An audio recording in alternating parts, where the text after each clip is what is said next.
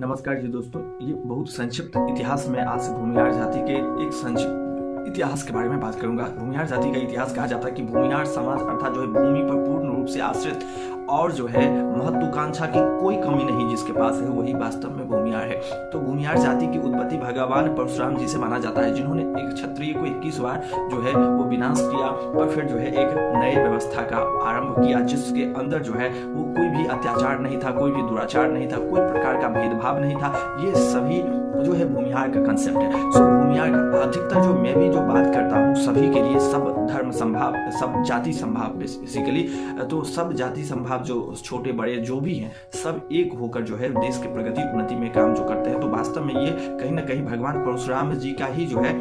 वो कथनानुसार है, क्योंकि ये कर्म जो है ब्राह्मण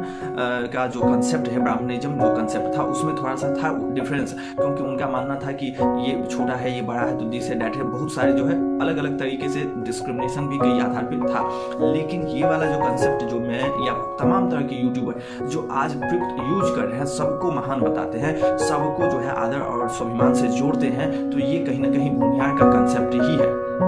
इसका जीता जागता उदाहरण है कि श्री कृष्ण सिंह बिहार के पहले मुख्यमंत्री बने, और श्री कृष्ण सिंह ने जब मुख्यमंत्री बने बिहार के अंदर तो श्री कृष्ण सिंह जो बैजनाथ धाम टेम्पल है उसमें उस समय में शुद्ध जाति जो कहा जाता था और जिनके ऊपर टैग लगा दिया जाता था कि शुद्ध है, तो उन शुद्ध जाति को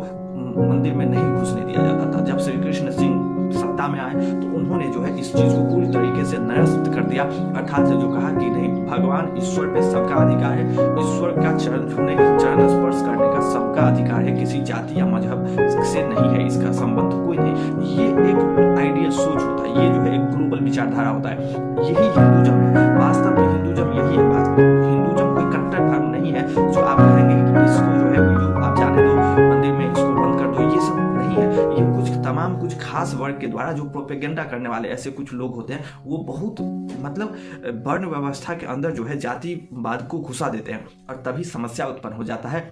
जो सनातन हिंदू परंपरा है उसको कमजोर करने के लिए बहुत सारे के जो है वो पद कथाएं रची जाती हैं, और बहुत सारे प्राचीन काल में मध्यकालीन भारत में खासकर ऐसा हुआ भी कि कुछ ऐसे ही समूह को 2-4 को ले लिया और फिर उससे ये सब काम करवाया कि अपने ही भाई बंधुओं को जो है अपने ही हाथों से गला दबाया। तो ये सब इतिहास भी कहीं ना कहीं रहा है, ये सब अज्ञानता है। वास्तव में सनातन धर्म यही है कि जो सबका साथ है, यहाँ पे तो पेड़ पौधे का भी धर्म है तो सनातन धर्म के अंदर आते हैं। तो मानो कि जो इतना आइडियल कॉन्सेप्ट है उसको नैरोनेस प्रोवाइड करना ये बहुत गलत विचारधारा था। तो भूमिहार जाति का इतिहास में भगवान परशुराम जी को ये अपने वंशज सबसे जो है पहला फर्स्ट जो है वो मानते हैं और उनका ही अपने आप को वंशज मानते हैं। भगवान परशुराम जी माना जाता है कि हमेशा पृथ्वी पर रहते हैं, वो आज भी कहीं ना कहीं भगवान परशुराम जी पृथ्वी पर वास करते हैं। और यदि हम कहते हैं कि जो ऐसे व्यक्ति हैं जो आज अपने हक की कि वो जो